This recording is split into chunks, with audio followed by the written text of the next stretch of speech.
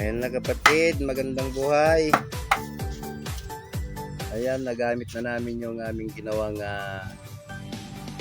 bubong ng luna para sa hollow blocks. Kahit umulan magagawa ng hollow blocks si Master Ruel Buyan.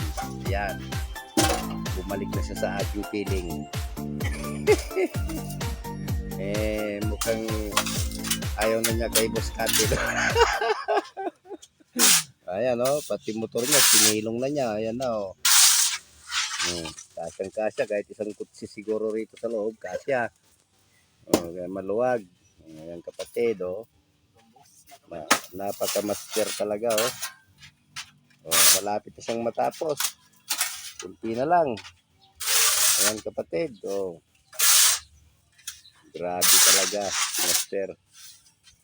Yung isang master namin napako na doon sa may masinlok, nagwi-welding ng sidecar yata ng tiyahin niya, si Paulo Tante.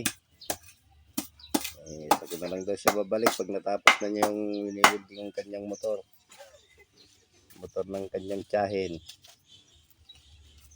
Ayan buti at bumalik sa piling ko itong si Ruel Buyan. Siguro nag-break na sila ni Boss Kapil. Ayan. Kaya kung gusto nyo umorder ng hollow blocks, napakatigas dahil gawa ng mga master. Ayan. Sige kapatid, maraming salamat sa inyong panonood ng ating mga magagandang video. Abangan nyo lang ako sa inyong mga pintuan at darating ako. Ayan. Yan.